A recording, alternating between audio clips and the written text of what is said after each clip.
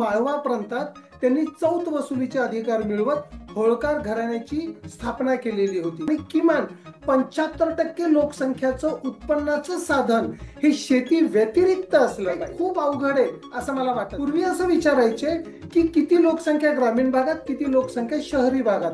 China Maldives मध्ये खूप सारं इन्फ्रास्ट्रक्चर उभं करत आहे. मॉलदीव्सने भारताच्या विरुद्ध सुद्धा एक दोन थोडेसे उलटे सुलटे स्टेटमेंट हे दिलेले होते. तुम्हाला येणाऱ्या स्पर्धा परीक्षेतील अपयशामध्ये पीवायक्यूचा सराव न करणं हे मुख्य कारण होऊ शकतं. कारण कशा प्रकारचे प्रश्न असतात हे समजल्यानंतरच अभ्यासाला योग्य दिशा किंवा डायरेक्शन मिळू शकते. यही नहीं, अभी और सुनिए. अभ्यास तर आपण करतोच, पण सगळे प्रश्न अभ्यासाच्या जोरावर देता येत नाही. किमान 30% प्रश्न, 100 पैकी 30% प्रश्न हे तुम्हाला लॉजिक किंवा MCQ सोडवण्याच्या ट्रिक आणि टिप्सवर अवलंबून असतात. आणि त्या ट्रिक आणि टिप्स जर तुम्हाला समजून घ्यायच्या असतील, येणाऱ्या 2025च्या MPSC, UPSC किंवा राज्यसेवा कंबाईन परीक्षेमधून पहिल्या अटेम्प्ट मध्ये ऑफिसर बनायचं असेल तर दर सोमवार, बुधवार, शुक्रवार सकाळी 6 वाजता ऑफिसर इन फर्स्ट अटेम्प्टच्या YouTube चॅनलवर ऑनलाईन यायला विसरू नका. जिथे आम्ही रोज सकाळी 6 वाजता 5 PYQ प्रश्न आणि ते सोडवण्याची ट्रिक किंवा टिप्स समजून घेण्याचा प्रयत्न करतो. ती ट्रिक समजताना एखादा मिनिट जास्त लागू शकतो, पण 5 मिनिटात 5 प्रश्न सोडवण्याचं आमचं टार्गेट असतं. मी Avinash Pathade, founder, CEO, officer in first attempt, तुमचा मेंटॉर. चला आज दिनांक 24 सप्टेंबर, आजच्या सेशनला क्लासरूम मध्ये जाऊन सुरुवात करूयात. अभी मजा आएगा ना भिड़ो. चला तर मित्रांनो, आजच्या 24 सप्टेंबरच्या सेशनला आपण सुरुवात करूयात. तत्पूर्वी आपण एक होमवर्क पाहिलेला होता. एका साईडला स्टेडियमची नावं होती आणि दुसऱ्या साईडला त्यांची ठिकाणांची नावं होती आणि आपल्याला याच्यातला योग्य पर्याय निवडायचा होता. बघा, प्रत्येक प्रश्नाला काहीतरी ट्रिक असते. इथे सुद्धा तुम्हाला जर तुम्ही इतिहासाचा थोडाफार अभ्यास केलेला असेल तर होळकर आणि इंदोर हे दोन शब्द तुम्हाला ओळखीचे वाटत असतील. इंदोर म्हटलं की मल्हारराव होळकर हे नाव आपल्या लक्षात यायला पाहिजे. 1724 मध्ये पहिल्या बाजीराव पेशवे यांच्याकडून माळवा प्रांतात त्यांनी चौथ वसुलीचे अधिकार मिळवत होळकर घराण्याची स्थापना केलेली होती. त्याचप्रमाणे त्यांची सून अहिल्याबाई होळकर यांच्या नावाने तर महाराष्ट्र शासनाने खूप साऱ्या योजना, उदाहरणार्थ अहिल्यादेवी होळकर महिला स्टार्टअप योजना, अशा प्रकारच्या कित्येक योजना चालू केलेल्या होत्या. म्हणजेच काय तर बघा, होळकर स्टेडियम आणि इंदोर हा पर्याय बरोबर असण्याची सगळ्यात जास्त शक्यता आहे. ब यात पण आहे, ब मध्ये पण आहे, 3 मध्ये पण आहे आणि 4 मध्ये पण आहे. म्हणजे याचं जे करेक्ट उत्तर आहे तो पर्याय क्रमांक 1 अ, ब, क आणि ड. खास तुमच्यासाठी सगळे स्टेडियम आणि त्यांच्या ठिकाणांची यादी मी या PDF मध्ये ऍड केलेली आहे. आमच्या टेलिग्राम चॅनलची तुम्हाला लिंक डिस्क्रिप्शन बॉक्स मध्ये भेटेल. तिथून टेलिग्राम चॅनल वरून ही PDF तुम्ही डाउनलोड करू शकता. चला आपण आपल्या पुढच्या प्रश्नावर जाऊयात. 1857चा उठाव. मी रेग्युलर तुम्हाला सांगतोय, फिरून प्रश्न नेहमी असतो. कंबाईनच्या 2024च्या परीक्षेत 2 प्रश्न 1857च्या उठावाच्या संदर्भामध्ये किंवा त्या पिरियड मध्ये होते. तर बघा, आपला पहिला प्रश्न आहे, झाशीची राणी म्हणजे सर्व बंडखोरांमधील एकमेव पुरुष होती. हे विधान खालीलपैकी कोणी म्हटलेलं आहे? John Lawrence, Hugh Rose, major sergeant and Colin Campbell. प्रिय भावी अधिकाऱ्यांनो, मोजून 20 ते 22 असे महान स्वातंत्र्य सैनिक आहे. त्यांच्याबद्दल कोणत्या ब्रिटिश अधिकाऱ्यांनी काय काय आणि कधी कधी म्हटले, एक शॉर्ट नोट्स काढा आणि तुमचा 1 मार्क फिक्स करून टाका. तर बघा, आपण मागच्या सेशनला सुद्धा पाहिलं होतं, आपण परत एकदा पाहू. झाशीला लक्ष्मीबाई यांनी नेतृत्व स्वीकारलेलं होतं आणि त्यांच्या विरुद्ध जे ब्रिटिश अधिकारी होते ते ह्यू रोज हे होते. म्हणजे याचं करेक्ट उत्तर आहे की ह्यू रोज यांनीच लक्ष्मीबाईंबद्दल यांच्याबद्दल ते स्टेटमेंट बोललेलं होतं. जर आपण 22 सप्टेंबरचं सेशन पाहिलं नसेल तर आय बटन मध्ये मी त्याची लिंक देतो, तिथून तो व्हिडिओ तुम्ही पाहून घ्या. तर बघा, पर्याय क्रमांक 3 ह्यू रोज हे त्याचं करेक्ट उत्तर आहे. चला आजच्या आपण दुसऱ्या प्रश्नावर चला. बघा, आजचा आपला दुसरा प्रश्न आहे जॉग्राफी आणि जॉग्राफी मधलं लोकसंख्या ह्या टॉपिकवर आहे.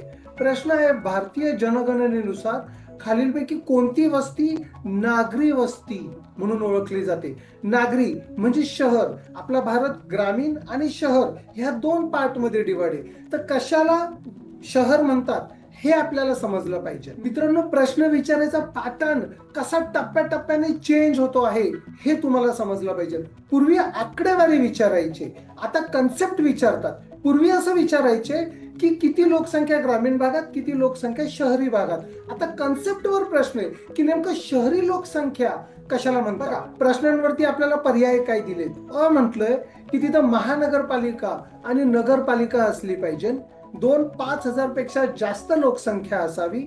50% लोक बिगर शेती व्यवसाय करणारे असले पाहिजे आणि लोकसंख्या घनता दर चौरस किलोमीटरला 400 पेक्षा जास्त असले पाहिजे. मित्रांनो, लोकसंख्या हा टॉपिक जिओग्राफीमध्ये आपण भरपूर वेळेस अभ्यासलाय. जर आपल्याला त्यावर व्हिडिओ हवा असेल तर खाली आम्हाला कमेंट बॉक्समध्ये कळवा. बघा, शहर म्हणण्यामागे फक्त 3च मुद्दे इथे महत्वाचे असतात.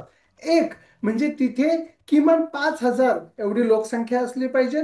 2, प्रति चौरस किलोमीटर म्हणजे 1 किलोमीटरच्या सर्कलमध्ये, रेडियसमध्ये कमीत कमी 400 एवढी तिथं लोकसंख्या असली पाहिजे आणि किमान 75% लोकसंख्याचं उत्पन्नाचं साधन हे शेती व्यतिरिक्त असलं पाहिजे. बघा, पर्याय आपण चांगल्या प्रकारे पाहून घेऊ. महानगरपालिका, नगरपालिका असणे आवश्यक आहे तर बरोबर आहे आणि ती गव्हर्नमेंट ती स्थापन करणारच आहे. प्रश्न काय विचारलाय की नागरी वस्ती कशाला म्हणतात, तर 5,000 पेक्षा जास्त लोकसंख्या करेक्ट आहे. लोकसंख्येची घनता दर चौरस किलोमीटरला 400 पेक्षा जास्त हे पण बरोबर आहे. मात्र 50% लोक बिगर शेती व्यवसाय करणारे. आपण मगाशी 3 मुद्दे पाहिले, त्यातला 3रा नंबरचा मुद्दा होता कमीत कमी 75% लोकसंख्येचं उत्पन्नाचं साधन हे शेती व्यतिरिक्त असलं पाहिजे. म्हणजे पर्याय क्रमांक क हे चुकीचं उत्तर आहे. म्हणजेच पर्याय क्रमांक 3 अ, ब, ड हे त्याचं करेक्ट उत्तर आहे. बघा मित्रांनो, तुम्हाला कन्सेप्ट माहिती पाहिजे. तुमच्यासाठी ते तिन्हीचे तिन्ही मुद्दे मी इथे दिलेले आहेत. चला, हा 3रा प्रश्न आहे. चला, भारतीय संविधानातील अनुच्छेद डॅश मध्ये केंद्रीय अर्थसंकल्पाची डॅश परिभाषा केली जाते. सिंपल, इकॉनॉमिक्स आणि पॉलिटी ह्या दोघांचा कंबाईन मध्ये हा प्रश्न त्यांनी विचारलेला आहे. कैसा लगा मेरा मजाक? नाही, तसं नाहीये. खरोखर हा प्रश्न इकॉनॉमिक्स आणि पॉलिटी दोघांच्या संदर्भात आहे. आणि मित्रांनो, याचं जे करेक्ट उत्तर आहे ते करेक्ट उत्तर आहे पर्याय क्रमांक 1, अनुच्छेद क्रमांक 112. राज्यघटनेच्या कलम 112 मध्ये अर्थसंकल्पाबद्दल डिटेल दिलेली आहे. तर चला, आपण आता आजच्या 4थ्या प्रश्नावर चलूया. बघा, आपला 4था प्रश्न आहे रिपोर्टच्या संदर्भात. दरवर्षी रिपोर्टवर प्रश्न राहतात. फूड वेस्ट इंडेक्स रिपोर्ट 2024, अन्न कचरा निर्देशांक अहवाल 2024 हा डॅश यांनी प्रस्तुत केलेला आहे. म्हणजे कोणी रिलीज केलेला आहे किंवा कोणी अनाउन्स केलेला आहे.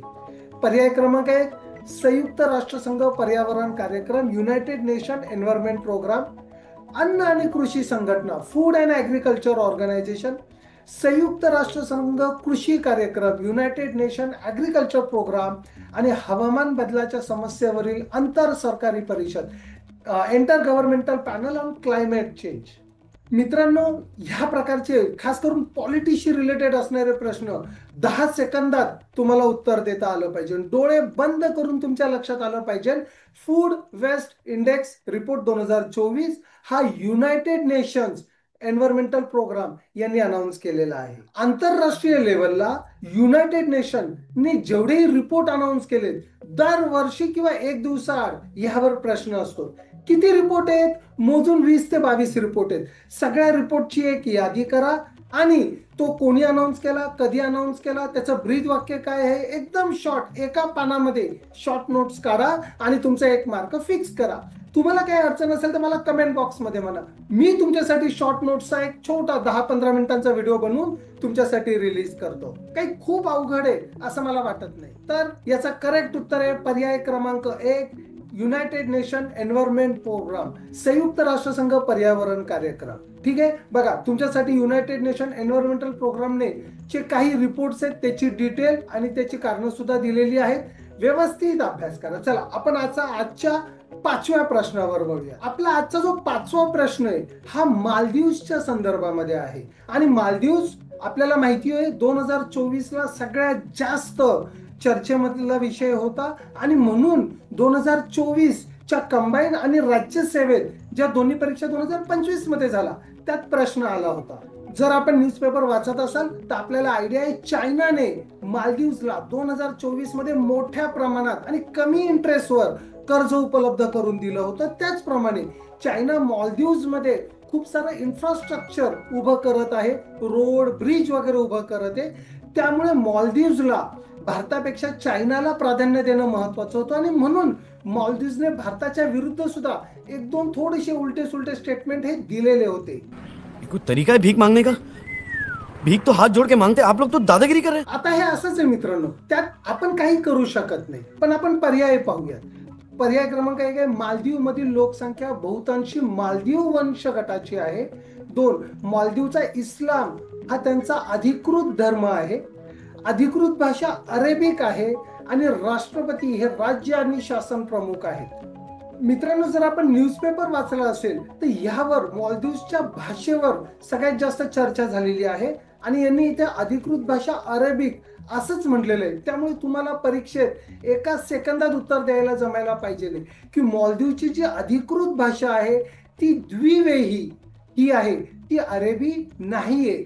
त्यामुळे भाषाचा जो पर्याय आहे ते 100% चुकीचा आहे. मित्रांनो, अरबी भाषा ही पूर्व व उत्तर आफ्रिका खंडात पसरलेल्या देशांमध्ये सगळ्यात जास्त प्रमाणे बोलली जाते. त्याचप्रमाणे अख्ख्या जगात बोलणाऱ्या प्रमुख भाषांमध्ये अरबी भाषा ही गणली जाते व इस्लाम धर्माचा जो मूळ ग्रंथ आहे कुराण मस्जिद हा सुद्धा अरबी भाषेतच लिहिला गेलेला आहे आणि अरबी भाषा त्यामुळे जास्त चर्चेत होती. आणि अरबी भाषेच्याच संदर्भात मात्र फिरून ती मालदीवची भाषा आहे असं दाखवून त्यांनी प्रश्न दिलेला आहे. तर पहा, पर्याय क्रमांक 3 अ ब ड हे याचं करेक्ट उत्तर आहे.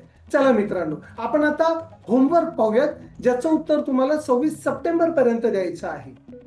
होमवर्क साठी तुम्हाला चर्चेतील व्यक्ती यावर प्रश्न आलेला आहे.